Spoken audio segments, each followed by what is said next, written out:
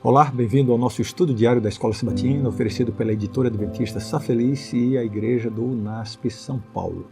O tema da semana é o poder do Jesus exaltado.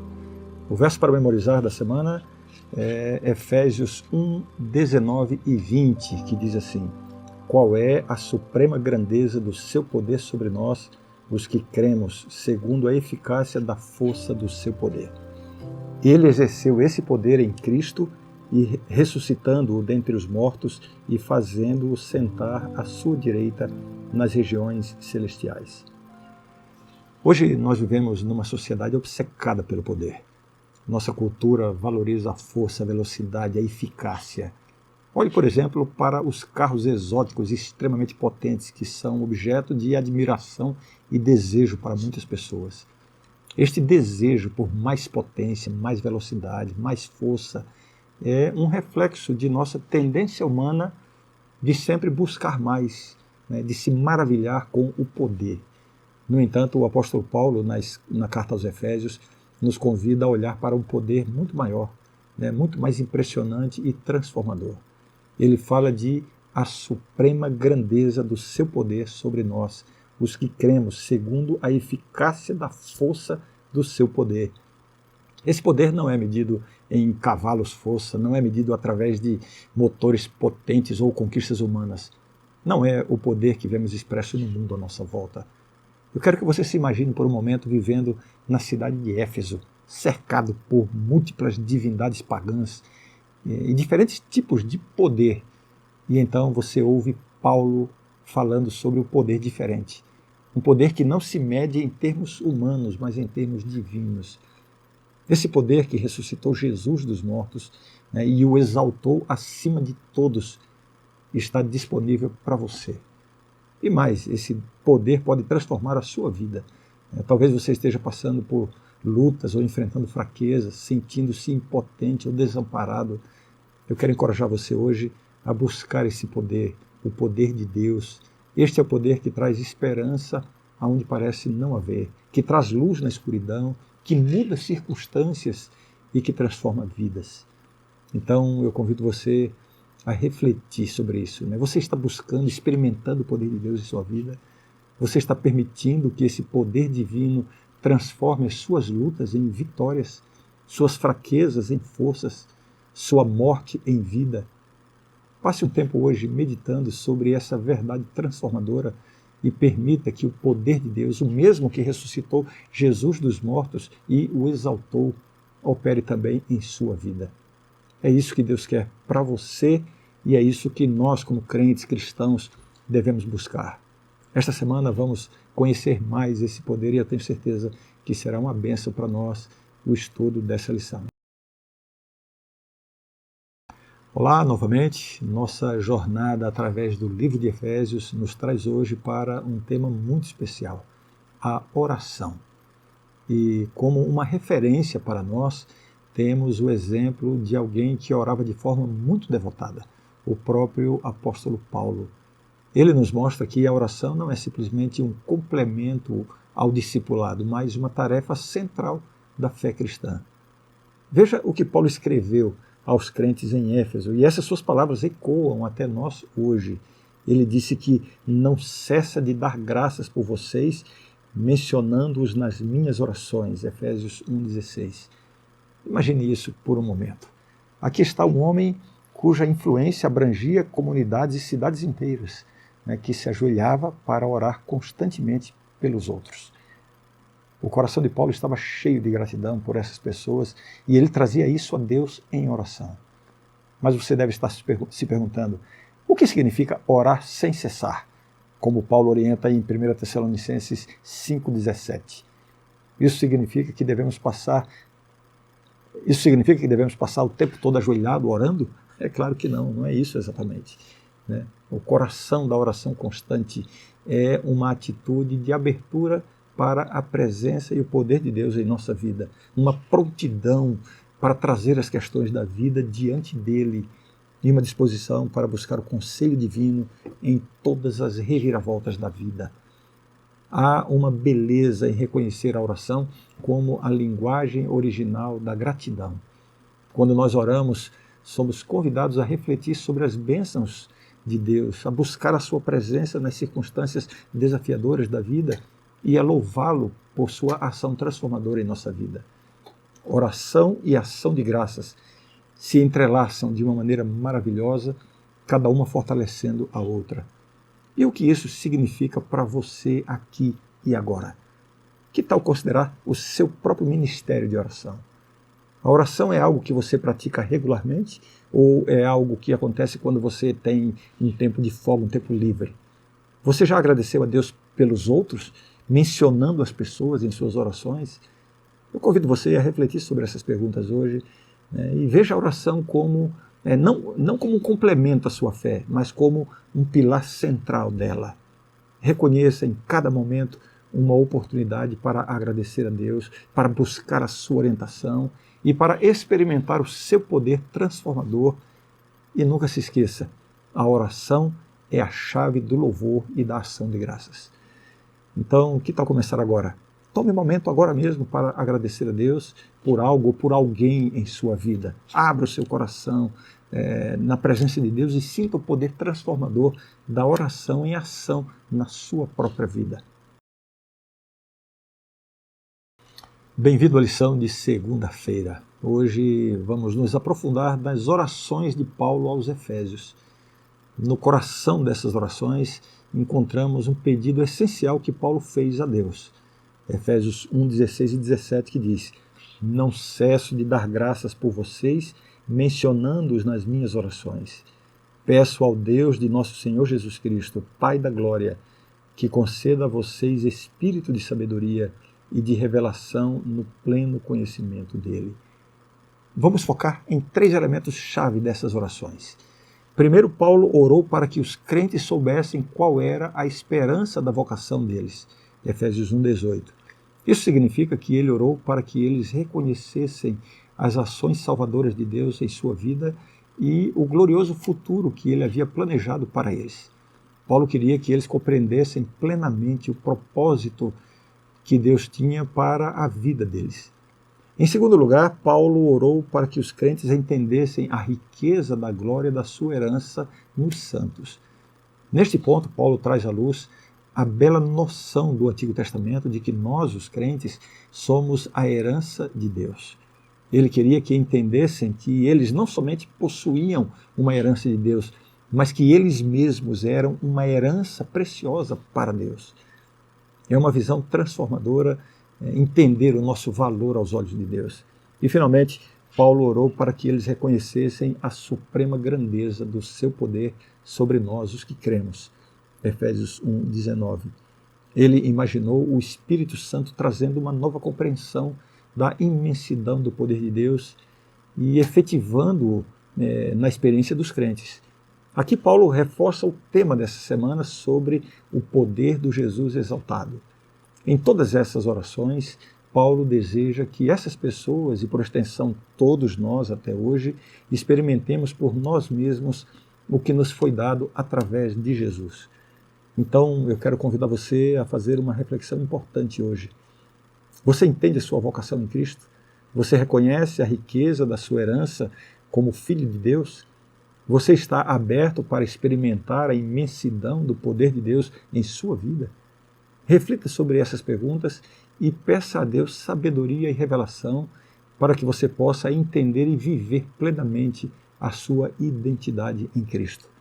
E lembre-se, você não é apenas alguém que herdou as bênçãos de Deus, mas você mesmo é uma herança preciosa para Deus. E isso é algo verdadeiramente poderoso.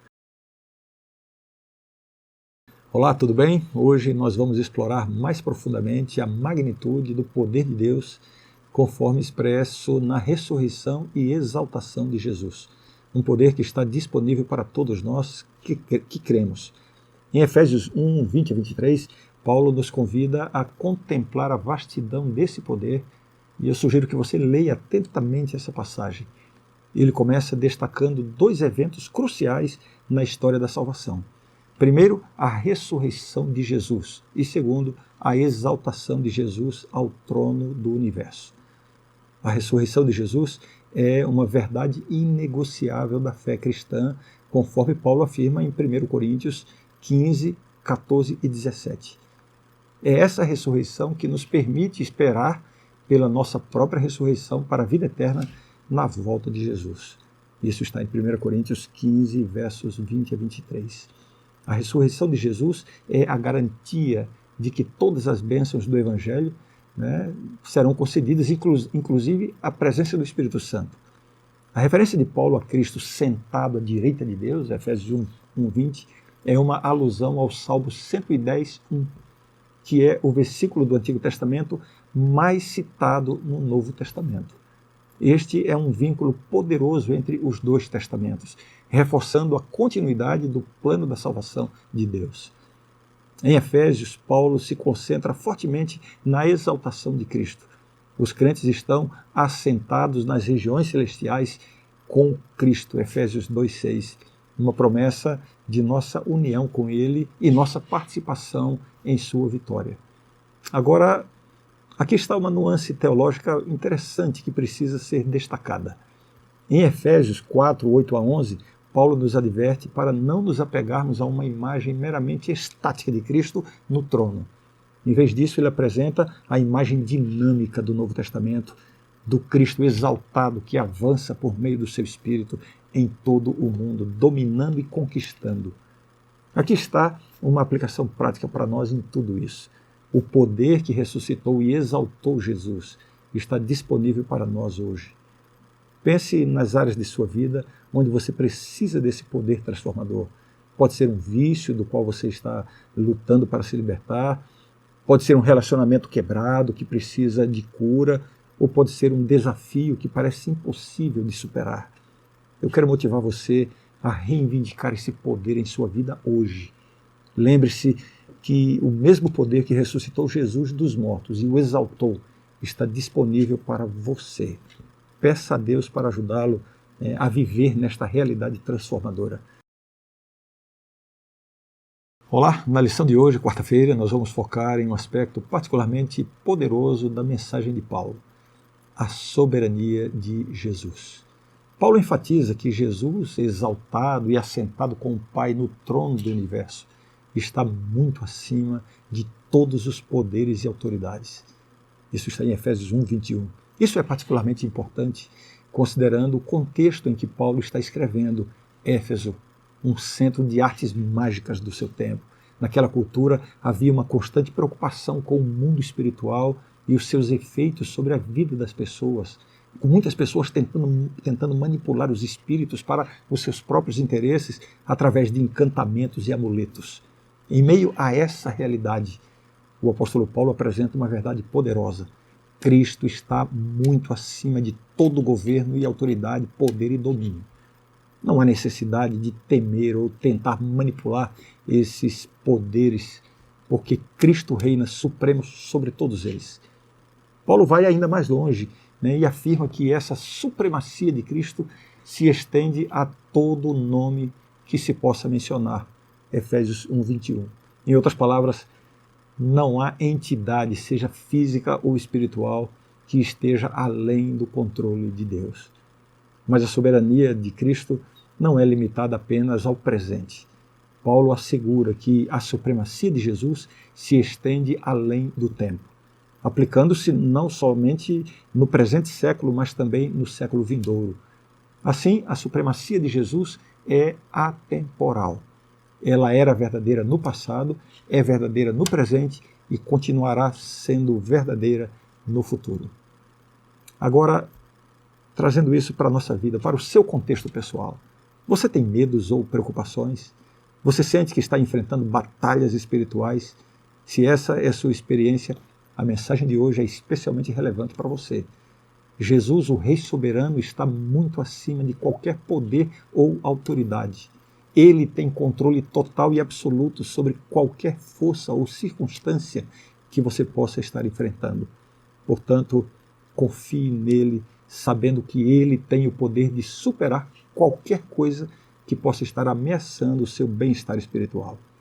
Aplique essa verdade à sua vida e, em momentos de medo ou dúvida, lembre-se de que Jesus está no controle. E mais, Ele quer que você viva na vitória que Ele já conquistou na cruz. Portanto, em vez de ficar aí com medo, viva na confiança de que o Rei do Universo cuida de você e tem poder para superar todas as adversidades. Olá, tudo bem? Hoje vamos aprofundar o nosso entendimento do significado da exaltação de Cristo e o que isso implica para a igreja. No início do cristianismo, os seguidores de Jesus viam no Salmo 110:1 uma profecia da exaltação de Jesus, onde o Senhor diz ao seu Senhor para sentar-se à sua direita até que ele faça de seus inimigos um estrado para os seus pés. Este é o retrato poderoso de Cristo vitorioso com todos os poderes das trevas sob os seus pés. Paulo confirma esse poder em Efésios 1:22, afirmando: sujeitou todas as coisas debaixo dos pés de Cristo, e para ser o cabeça sobre todas as coisas, o Pai o deu à igreja. Isso nos lembra que, mesmo diante das forças cósmicas, sobrenaturais e espirituais, Cristo reina supremo. E a boa notícia é que, por meio de Cristo, a igreja partilha dessa vitória. A igreja, unida a Cristo e suprida por Ele com tudo o que necessita, é a própria vitória garantida por esses inimigos. A exaltação de Cristo não é apenas uma demonstração do seu poder, mas é também um sinal de que esse poder foi ativado para a igreja.